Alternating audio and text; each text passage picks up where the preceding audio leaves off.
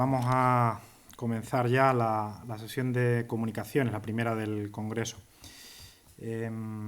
Están con nosotros David Delgado, Ramos, Aitor Alaña y también Juan Manuel Riesgo. Hay un cambio en el programa, no está Elia Marzal, ha tenido un problema para venir hasta aquí.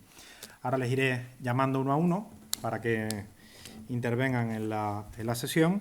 El profesor Juan Manuel Riesgo es profesor de la Universidad Rey Juan Carlos y va a presentar el tema titulado «Si se pierde Cuba, que se pierda, pero que no se pierda España». Y lleva de subtítulo «Los generales Balmaceda y Weyler deben regresar a España». Tuve la suerte de ser su director general, jefe de estudios del San Juan Evangelista. Estuve encargado de la cátedra que llamaban Ambrosio Spínola, porque sustituí, desgraciadamente falleció, a don Francisco Elías Tejada Spínola, que era el descendiente y marqués de Spínola. Y el profesor Villapalos, hoy esta mañana me hubiera gustado hablar con él, maravillosamente, el catedrático de Derecho de la Complutense, que supongo que será discípulo suyo, pues nombró su director del San Juan Evangelista. Y yo ahí, en el año 83, esto fue desde el 74, pues impartí un curso de Historia de África y tuve la suerte de conocer a personas muy brillantes. El profesor Luis Togores, Álvaro González Cascón, el periodista Sánchez Ruano, y ya cuando yo fui ponente del 98, que lo fui de la exposición militar en el Conde Duque y de la exposición civil que se hizo en la Biblioteca Nacional, que además tiene un nombre muy bonito, El sueño de ultramar, con Juan Pando. Y en aquella época, que había muchísimo dinero para estas cosas, que ahora desde luego no lo hay, nos patrocinó la Tribuna Americana de Casa de América un ciclo dedicado específicamente al general Valeriano Weyler. Hay 3 generales en la historia de España que han ganado todas las batallas. Uno es el Duque de Alba, otro es Valeriano Weyler, y el tercero no lo voy a nombrar por cuestiones de la memoria histórica. Y el Valeriano Weyler gana todas las batallas, y es curioso que en Filipinas tiene un ayudante que se llama Togores, que es el antepasado de nuestro querido amigo Luis Togores. Y con esa ocasión yo invité a Luis a que, yo expliqué Weyler en África, se explicó por parte del profesor Losada Weyler en América, en sus 2 etapas, y el profesor Togores explicó, obviamente, Weyler en Filipinas, porque le llaman desde, vamos a decir en España, que la famosa sublevación de los moros en Mindanao, pues el que la iba. Que además es curioso porque en Filipinas se hablan en 2 zonas el español. El rector de la Universidad CEO, Rafael Rodríguez Ponga, lo sabe muy bien, que es en la zona de Mindanao, precisamente porque hubo un contingente militar muy importante, y en la zona de Cavite. O sea, en el resto de las Filipinas no se habla español, porque no hubo grandes contingentes militares y una población importante española. Bien, entonces Valeriano Weyler tiene la suerte de que es designado a la campaña de Santo Domingo cuando Santo Domingo renuncia a la independencia. Ya sabemos que Santo Domingo había sido entregado a Francia por la paz de Basilea y por la invasión que sufre de Haití. En Haití son 700.000 de población negra, en Santo Domingo hay más blancos, son solo 300.000. Estados Unidos está en plena guerra de secesión y piden que España pues los vuelva a acoger. Está, al fin y al cabo, en Cuba y Puerto Rico. Y allí, al joven capitán Weyler le ofrecen ser comandante, precisamente por ir voluntario a Santo Domingo. Le dan por muerto, está en un sitio en la batalla, se puede decir la batalla en el río San Carlos, hasta que de pronto escuchan un nutrido disparo de fusilería, y es que cuando les creían muertos están vivos todavía. Yo escribí un artículo sobre este tema en la revista Mundo Negro, porque España tuvo en aquel momento 2 generales negros, Suero y Puello, historia muy curiosa, bueno, ya la cuento en el artículo. Entonces se encuentra que es diplomado de Estado Mayor, le han ascendido a comandante y llega a Cuba. Cuando, ya sabemos, se ha explicado esta mañana, el momento del sexenio revolucionario. Recuerdo mi profesor Fernando Badía, en una especie de curso, no se llama máster entonces, que hice yo en el Centro de Estudios Revolucionarios, que decía que eran 6 años de locura, el sexenio revolucionario. Y, claro, los cubanos aprovechan para sublevarse, y luego ya sabemos que es lo que tiene que ver principalmente con lo que yo voy a comentar ahora, las sublevaciones carlista y cantonalista. O sea, España se ve en ese caos total que es como el de la Segunda República, solo que con mucho menos muertos. Pues 3 guerras al tiempo. Y Baylor ha tenido un joven ayudante que es curioso, es el Máximo Gómez, porque se lleva parte del contingente dominicano. Incluso, no lo sabe mucha gente, pero se hace una unidad internacional que son principalmente negros, venezolanos, ahí está el padre Maceo, de negros cubanos y dominicanos. Y ahí nace lo que se llama la Legión de Balmaseda, que no lo conoce mucha gente, pero es el antecedente de nuestra Legión extranjera, que como saben, bueno, estamos conmemorando los centenarios. Yo soy el presidente de la comisión del centenario de la retirada de Sauen y he participado en el Museo del Ejército también con otro capítulo de la exposición que se hizo sobre la guerra de Marruecos, porque ahí lo del tema de anual es un poco tabú. Bien. Entonces, cuando se produce la sublevación en Cuba, este grupo, digamos, de mercenarios, de soldados profesionales, van a tener una de batallas tremendas. Y esa guerra, que luego va a ser 10 años, es porque precisamente a Baylor y Balmaseda los traen a España. Si Baylor y Balmaseda siguen allí, la guerra hubiera acabado enseguida. Y Baylor, por sus batallas, asciende y le nombran coronel del Regimiento de León. Me avisas cuando quede un minuto o dos. Y entonces tiene un episodio singular. No tiene soldados tan buenos como en la llamada Legión de Balmaseda, pero sabe que el autoproclamado presidente de Cuba, Agromonte, tiene la tendencia de que solo ataca cuando, o sea, ya se ha proclamado la República en España, solo ataca cuando tiene superioridad. Y de hecho, a un teniente de la Guardia Civil, Abril, que iba con una serie de cargamento, pues le tiende una emboscada, le da muerte y es una importante victoria. Entonces lo que hace Baylor es prepara una serie de acémilas y mulas con aparentemente un cargamento muy tentador y espera a que Agromonte, cuando ve que son unos pocos soldados protegiendo lo que parece un cargamento muy rico de alimentos, municiones, ataca. En ese momento Baylor ya no está en Balmaseda, le han ascendido a coronel por méritos de guerra, con 32 años, y está con sus soldados escondido en los pastizales que ven en la floresta, que es muy nutrida en Cuba.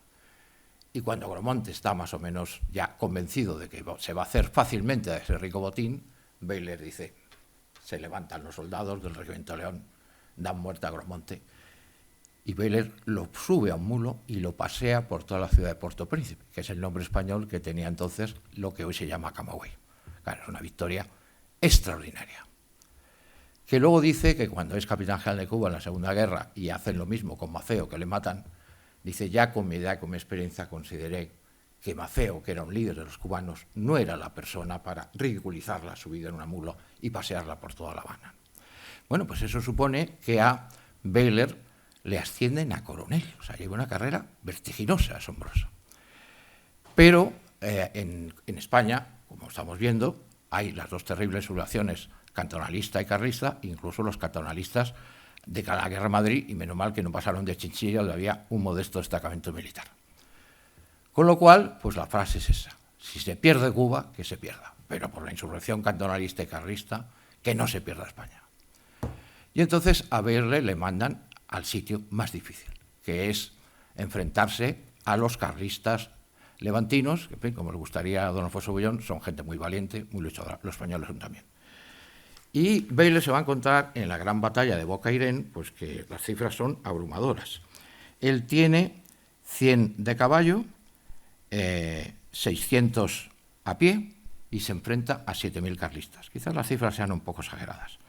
Los combates van empezando el 15 de diciembre de 1873, de hecho en plena República, y por las noches no combatían, hasta que finalmente se sube a la torre de Bocairén, de la torre de la iglesia, y ve un lugar donde pueden atacar, les arrebatan una serie de cañones. Bueno, no tengo tiempo, lógicamente, para escribir las vicisitudes. Hay un momento, claro, tiene algunos soldados de unidades destacadas, el batallón de Albuera, que se retira, un poco huye, por decirlo así, y lo que hace es, con el escuadrón de caballería de Villaviciosa, pues conseguir que no huyan los soldados y al final tiene una gran victoria. le van a nombrar jefe de Estado Mayor de la Capitanía General de Valencia y luego incluso capitán general. Porque le ascienden a general después de esta gran batalla sobre los carlistas, que de hecho es la batalla decisiva. O sea, hay otras en Cataluña, en el Pirineo, pero es la batalla decisiva final sobre los carlistas. Entonces él derrota a varios importantes dirigentes, a Cujala, derrota a Damés, en fin, a varios de los dirigentes carlistas, y finalmente pues se plantea el ascenso. Hace poco que le han ascendido a brigadier, entonces el general de división era mariscal de campo. Pero él tiene un gran defensor, que es curiosamente el ministro de la guerra, el general Juan de Zabala. Y entonces dicen que, claro, en esa ha habido una lucha, no voy a decir las cifras, en la comunicación las expresaré, es una batalla campal a la bayoneta, terrible, y muchos muertos por ambas partes, pero los del bando, digamos, español es menor que el carlista.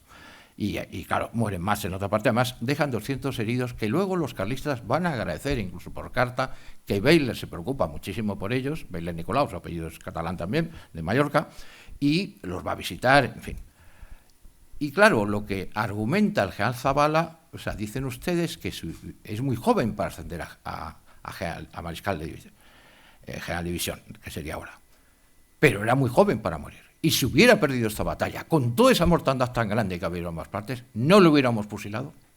Pues si era joven para ser fusilado, es joven para ser mariscal. Y le ascienden a mariscal. Y luego llegaría a ser nada menos que el primer español jefe de Estado Mayor Central. Que hay una frase suya que yo repito mucho, como ahora estoy en la conmemoración de varios centenarios de Marruecos, está grabado, se puede ver la comunicación que hice yo cuando hicimos la de la guerra a Marruecos, que la mía se llamaba 4 momentos esterales del general Franco en la Legión. Y entonces Bayler, como primer jefe de Estado Mayor Central, cuando se puso el desastre de Anual, tiene una frase demoledora, que es: los militares admiramos en mucho el valor, pero el valor insensato lleva al desastre. Yo tuve la suerte de que una de las personas que colaboraba conmigo y con esto termino, en el Museo del Aire, que era un guía voluntario, era un modesto sargento de la Legión. Y muchas cosas del desastre Anual, donde por cierto hay un general prisionero y otro muerto. En la batalla de los Gelbes hay 5 mariscales de campo generales, que fue en 1860 en la isla de Yerba, en Túnez, prisioneros o muertos. O sea que cuidado con lo que se dice de los desastres de España. Y entonces encontró, Carlos Díez se llamaba, un documento en las Cortes, que es curioso. Una de las personas que ha escrito es un triple compañero mío, porque es de mi promoción en Derecho, yo tengo 4 carreras, que es Luis María Cazorla, que ha sido el letrado mayor de las Cortes. Y él nunca ha escrito varios libros de Anual, pero nunca había visto ese documento porque lo buscaban al Archivo Histórico Militar y estaba en las Cortes, donde el general Silvestre hace un informe crepuscular del desastre que va a ocurrir, y efectivamente fue así. Y nadie le hizo caso. Quizás una persona cesada fulminantemente, y con esto termino, como comandante del Arache, no debía ser nombrado primero ayudante del rey, ganarse el favor del rey y acabar de jefe del cuarto militar del rey.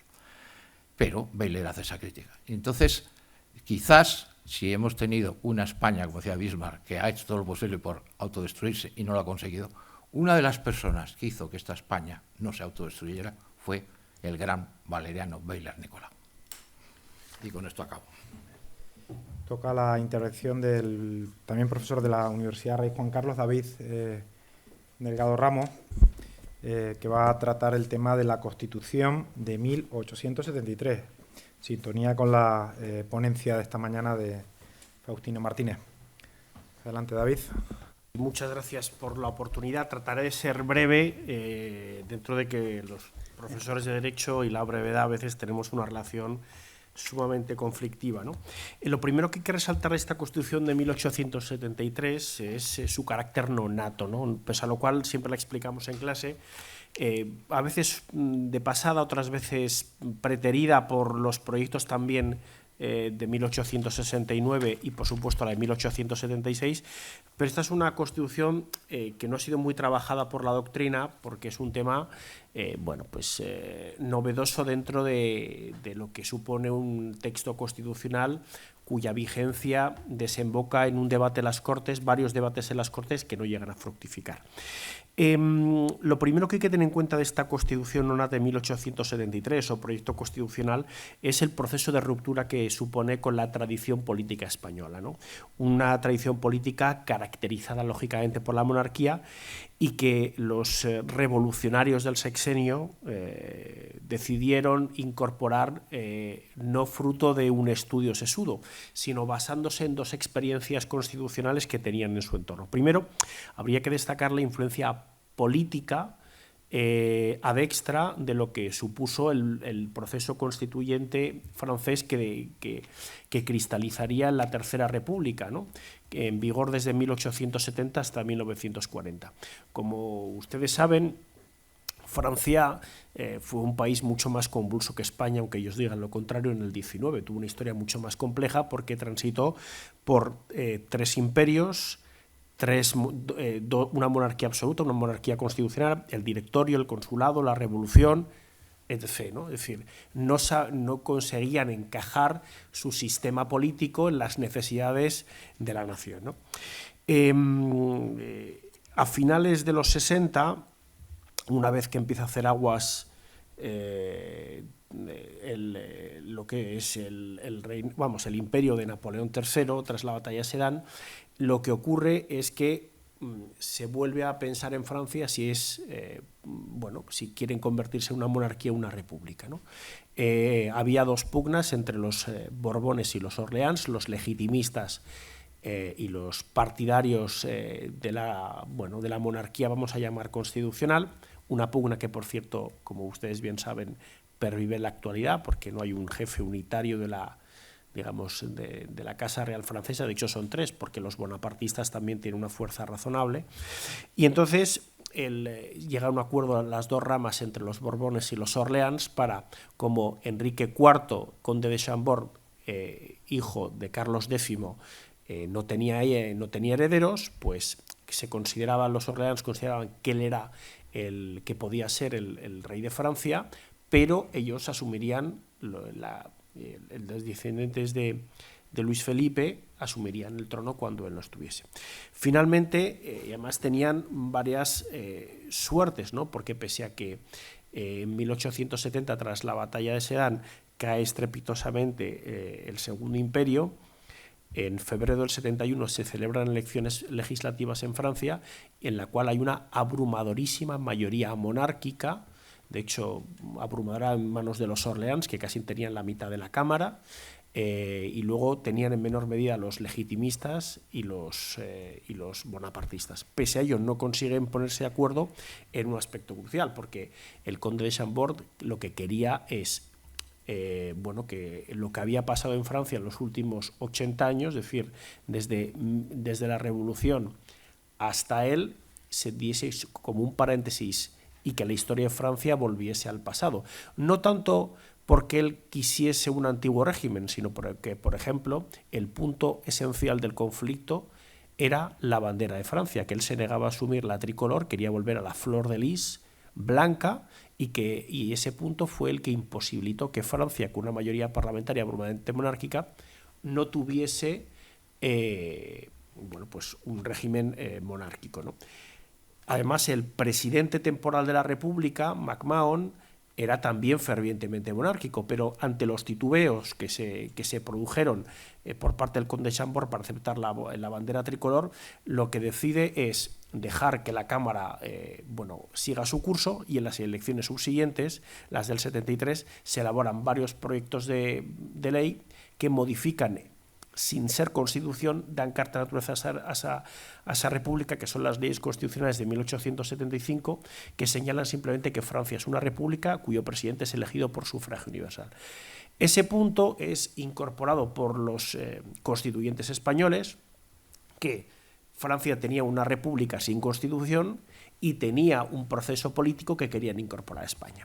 Junto a ello, los constituyentes ad intra toman como referencia la influencia de la Constitución de 1869, la primera tras la Revolución del 68, sobre todo en el aspecto de la Carta de Derechos, la radical separación Iglesia-Estado y el pleno reconocimiento a la libertad de cultos. Y desde un punto de vista jurídico, los constituyentes del 73 deciden tomar como referente algo que no se había hecho nunca en Europa, y es el texto constitucional de los Estados Unidos de América en vigor, ¿no? Y de ahí que incorporan prácticamente todo. España tenía un presidente de la República y un vicepresidente. Tenía un modelo bicameral con elección cada 2 años. Además, el presidente no podía ser objeto de reelección y el Senado tendría una composición mixta, no tanto como el modelo norteamericano, del que importaba un número determinado de miembros por cada uno de los territorios, 4 en concreto al margen de su población, como sucede ahora mismo en Estados Unidos con 2 senadores por cada uno de los 50 estados, y una Cámara más reflejo de los ciudadanos. Y luego un Ejecutivo que en ese aspecto sí se separaba un poco porque era dual en la medida en que establecía una presidencia de la República fuerte, pero también establecía un presidente del Consejo de Ministros que podía ser removido en cualquier momento por el presidente de la República, ¿no? La importancia de esta Constitución también se añadía en la que establecía un sistema radical de separación de poderes y la introducción de lo que en aquel momento se llamaba el poder de relación atribuido al jefe del Estado, al presidente de la República, que es lo que ahora mismo consideramos jurídicamente como la función arbitral moderadora de la corona, ¿no? En nuestro sistema o en un sistema republicano, la función de arbitrio, que es una función en la cual de nivelación entre los 3 poderes para evitar los desequilibrios, porque evidentemente establecía un poder judicial, tal y como señalaba el texto constitucional, radicalmente residenciado en los jueces y tribunales, un poder legislativo que tenía, como señala la Constitución, una misión exclusiva de aprobar las leyes sin posibilidad, como por ejemplo sucede ahora en nuestra Constitución, de que se inmiscuyese el Ejecutivo, y un Ejecutivo dual, ¿no? Por tanto, era un modelo presidencial en Europa inédito y absolutamente ignoto, que incorporaba todo el constitucionalismo norteamericano. La figura del vicepresidente se incorporaba y luego resaltaba un poder judicial. No sé si ustedes saben que la Corte Suprema de los Estados Unidos, ¿cómo se compone? Es decir, es un mandato vitalicio designado por el presidente, pese a lo cual es la Corte Suprema más prestigiosa del mundo. ¿Por qué? Porque si el que te nombra no te puede echar, tú ya no tienes ningún peligro para decir en tus sentencias lo que consideres. Si eso se añade que tu mandato es atemporal, tienes un tribunal que funciona operativamente. En el caso español, como esto era demasiado revolucionario, lo que se hace es establecer, adaptado a la pluralidad territorial española, la incorporación de 3 magistrados por cada territorio para establecer una Cámara enorme en su ámbito del Supremo, pero también enormemente plural. Y sin más, esperemos no haberme extendido demasiado. No, al revés. Muchísimas gracias. Gracias, David. Tiene ahora la palabra Aitor Alaña, que viene de la Universidad Complutense. Bueno, pues muy buenas tardes a todos. Quiero comenzar sumándome a los agradecimientos tanto al comité organizador como a todos los asistentes y participantes de este encuentro tan interesante, y estoy convencido de que, aprovechando esta efeméride, pues estos días de reflexión compartida serán muy enriquecedores para todos. Hoy voy a exponer uno de los temas en los que estoy trabajando actualmente, que es el papel de la vieja nobleza, en particular de la nobleza alfonsina, liberal, durante la Primera República en España, así como sus movimientos políticos como uno de los principales grupos de oposición activa a este régimen. Este tema también forma parte de mi tesis doctoral, en la que abordo la trayectoria biográfica del Marqués de Alcañices, figura clave en estos años con relación a este objeto de estudio. Para entender este difícil binomio entre aristocracia y república es necesario remontarse al fin de la monarquía amadeísta. No entraré en detalles sobre la caída de Amadeo I, pero es importante señalar que para entonces la mayor parte de la nobleza ya se había mostrado activamente contraria a su reinado, adoptando una postura de clara oposición. Un gesto significativo fue su decisión de no participar en la corte de Amadeo I, lo cual fue un acto político relevante. No solo evitaron formar parte de su círculo cortesano, sino que también se llevaron a cabo acciones simbólicas, como no invitar al rey a ciertos eventos y no participar en los espacios sociales donde él estuviera presente. Todos estos gestos eran señales evidentes de que la nobleza buscaba una alternativa dinástica diferente. En ese sentido, resulta interesante una referencia de Eulalia de Borbón, quien menciona que, aunque parezca paradójico, la proclamación de la República fue bien recibida por los círculos alfonsinos. ¿Por qué? Porque veían en ello un signo que el regreso de los Borbones era más factible. Para ellos era más fácil combatir una república que una monarquía consolidada, que podría crear una nueva nobleza o incluso establecer nuevos resortes del poder monárquico. La república, con su fragilidad inicial, tendría más dificultades para consolidarse en España, lo que la convertía en un adversario más manejable. Debemos cuestionarnos, entonces, cuál era la relación de la nobleza con el concepto de república. Planteo la siguiente pregunta: ¿era posible una nobleza republicana? ¿Podría existir una nobleza dentro de un régimen republicano?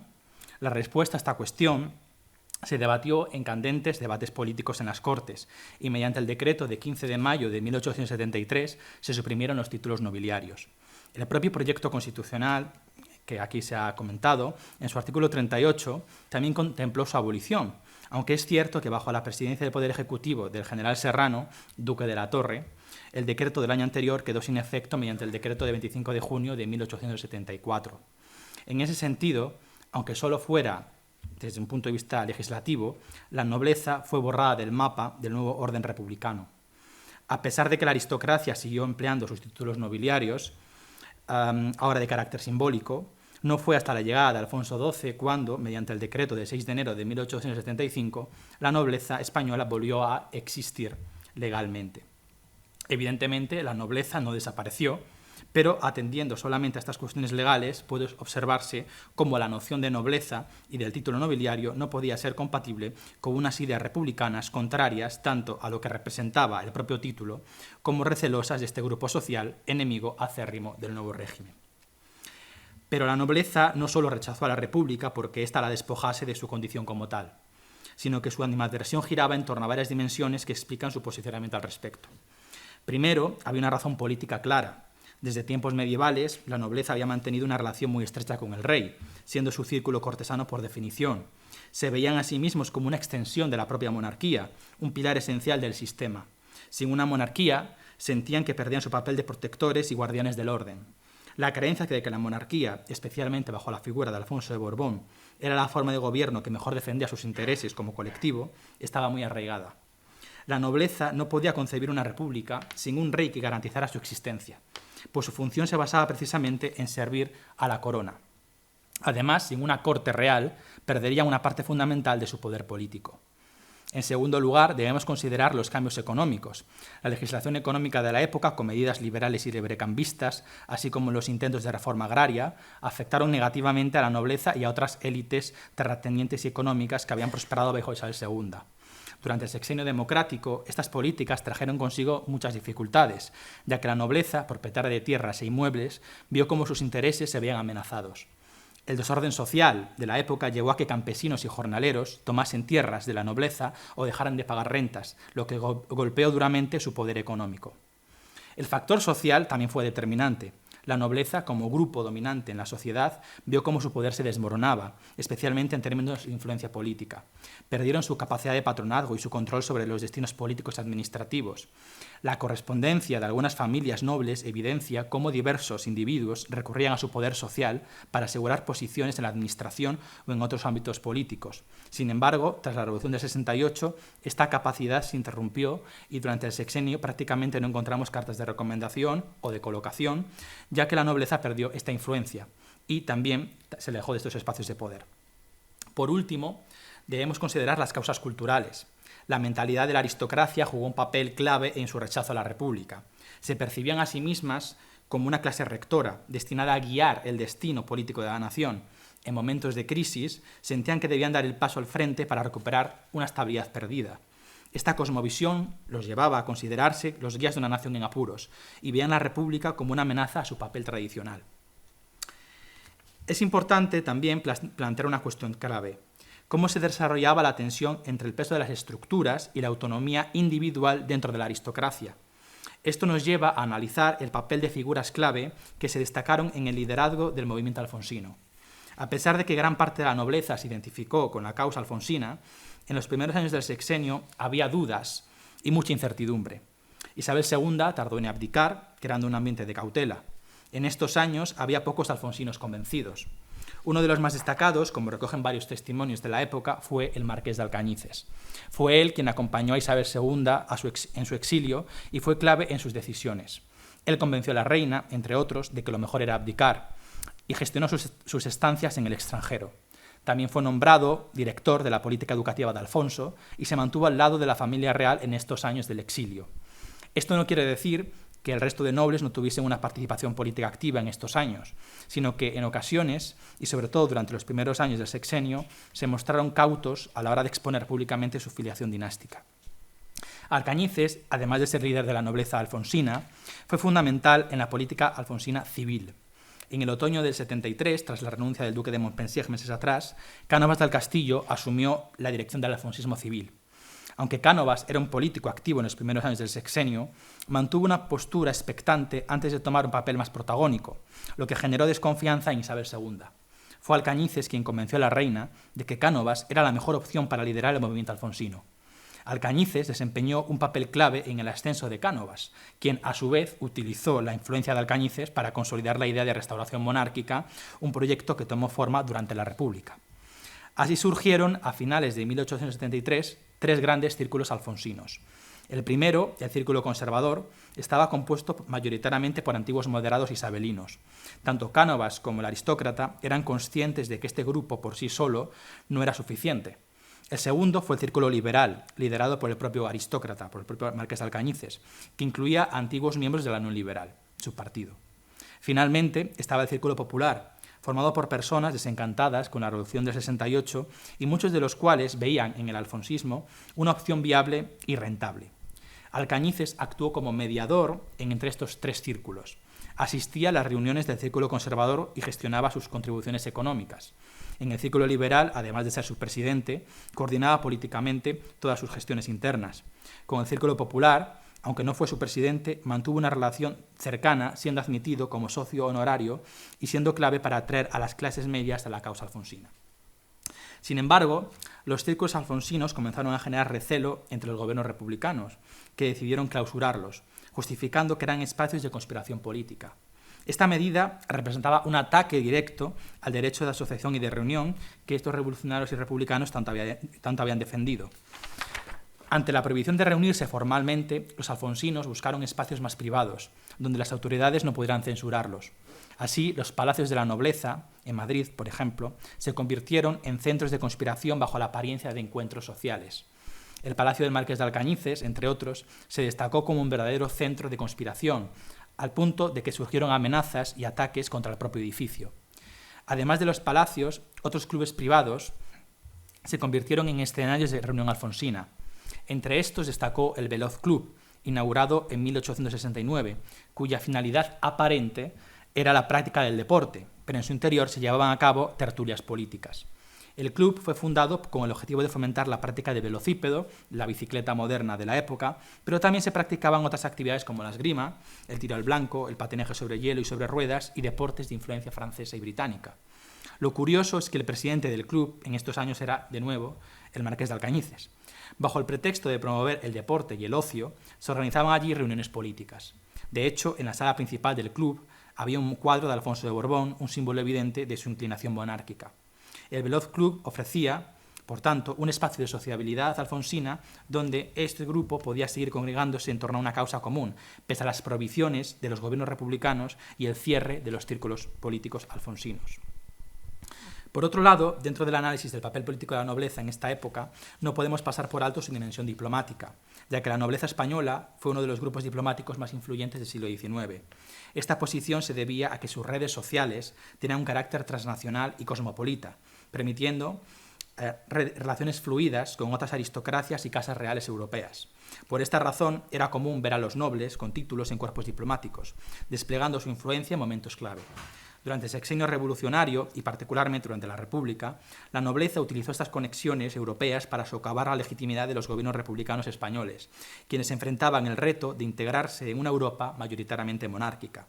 La República española tuvo serias dificultades para ser reconocida, algo que los nobles alfonsinos supieron aprovechar al atraerse la simpatía de otras monarquías y aristocracias europeas. Un caso notable es, de nuevo, el del marqués de Alcañices, quien, además de ser director de la política educativa del príncipe Alfonso, acompañó al futuro rey en numerosos viajes por Europa, presentándolo en cortes como la de Leopoldo II de Bélgica, así como en Inglaterra y Alemania, y logrando así el apoyo extraoficial de importantes casas reales y élites políticas europeas. Esto contribuyó a complicar las relaciones diplomáticas de la República, que se vieron marcadas por tensiones debido a la falta de simpatía de algunas potencias. Sin embargo, no toda la nobleza apoyaba a Alfonso de Borbón. El carlismo surgió como una alternativa monárquica y no fueron pocos los nobles que se asociaron a este movimiento. El historiador Alfonso Bullón de Mendoza ha recogido un listado de títulos nobiliarios que, con mayor o menor intensidad, abrazaron el carlismo durante esta época. En momentos de crisis y de inestabilidad política, como en el Sexenio Revolucionario o la Segunda República, el carlismo parecía resurgir con fuerza y varios nobles dejaron de frecuentar los espacios de sociabilidad alfonsina, como el Palacio de Alcañices, para unirse a esta causa. Este cambio preocupaba a los líderes alfonsinos, como el marqués de Alcañices, quienes veían en el carlismo una amenaza mayor incluso que la propia República. Ante esta situación, Alcañices consideró necesario asumir un papel militar, como lo habían hecho los nobles a lo largo de la historia. Organizó una milicia, reconociendo que una restauración monárquica no podría lograrse sin el uso de la fuerza. Durante los momentos más tensos de la Tercera Guerra Carlista, como el sitio de Olot y los problemas del general Zabala para controlar la situación, Alcañices ofreció su milicia para combatir la insurrección armada del norte peninsular. Este gesto reflejaba dos cuestiones. Por un lado, el papel histórico de la nobleza como defensora del orden, liderando las armas en momentos de crisis, y por otro que, aunque no compartía los ideales de la República, el patriotismo de Alcañices superaba estas diferencias, ya que consideraba que el carlismo representaba una amenaza mucho más grave. Para él, era más fácil luchar contra una república débil que contra un carlismo en auge, que contaba con el apoyo de muchos nobles y ejercía una gran influencia, sobre todo en el norte de España. A pesar de su oposición a la República, este aristócrata y otros eran hombres de profundas convicciones liberales, lo que les llevó a colaborar ocasionalmente con gobiernos republicanos en áreas como la representación agrícola, ganadera y otras comisiones. Este pragmatismo le permitía, en momentos clave, trabajar por el bien común del país, aunque su principal preocupación seguía siendo la restauración de la monarquía borbónica, para lo cual ofreció su milicia como herramienta para sofocar el carlismo. El golpe de Estado de Martínez Campos en diciembre del 74 culminó con esta restauración de Alfonso XII, pero fue el resultado de años de conspiración y de un proyecto político que se fue gestando desde la abdicación de la reina Isabel II el 25 de junio de 1870. A pesar de que el pronunciamiento militar fue, en última instancia, el acto que trajo consigo el triunfo de Alfonso XII, no se puede entender sin la actividad política del alfonsismo civil desarrollada en los años previos. La intervención de la nobleza alfonsina como oposición política durante la Primera República ilustra el complejo papel que este grupo jugó en los momentos clave de la historia política del siglo XIX. Si bien es cierto que no fueron la causa principal de la caída de la República, la nobleza alfonsina sí actuó como un factor importante que contribuyó a desestabilizarla. En este contexto, además de los problemas del catalanismo, de la guerra carlista o de Cuba, la nobleza, junto con otras élites, banqueros, empresarios, dueños de negocios ultramarinos, vio en el republicanismo una amenaza para sus intereses. Estos sectores, incluidos aquellos que defendían el sistema esclavista, se aliaron con los alfonsinos como una alternativa que protegía mejor sus intereses económicos y políticos.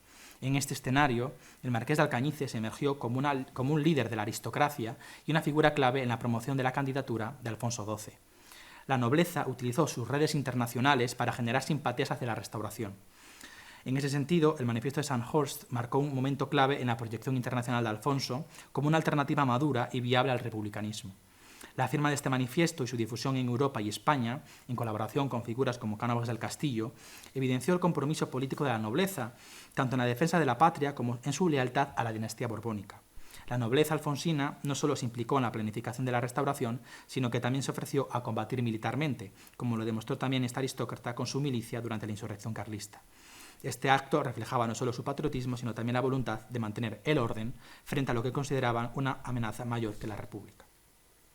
Finalmente, el papel de figuras como esta aristócrata, pero también otra nobleza alfonsina como el marqués de Bedmar, el conde de Toreno o el marqués de Valdeiglesias, resaltan el equilibrio entre las estructuras de poder colectivo de la nobleza y la autonomía individual de sus integrantes.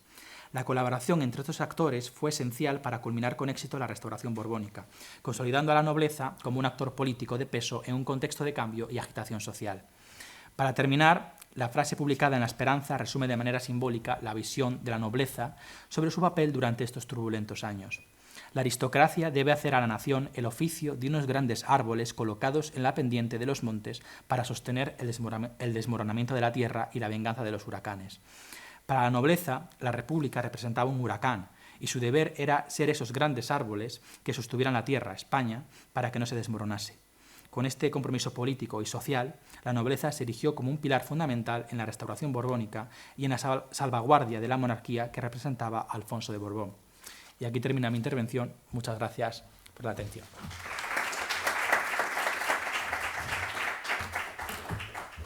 Tenemos ahora algún minuto, que es algo excepcional en el Congreso, por si alguien quiere aprovechar y hacer una pregunta, y si no, hacemos un pequeño descanso y podemos tomar café o salir a charlar a la cafetería. ¿Alguna pregunta a los comunicantes?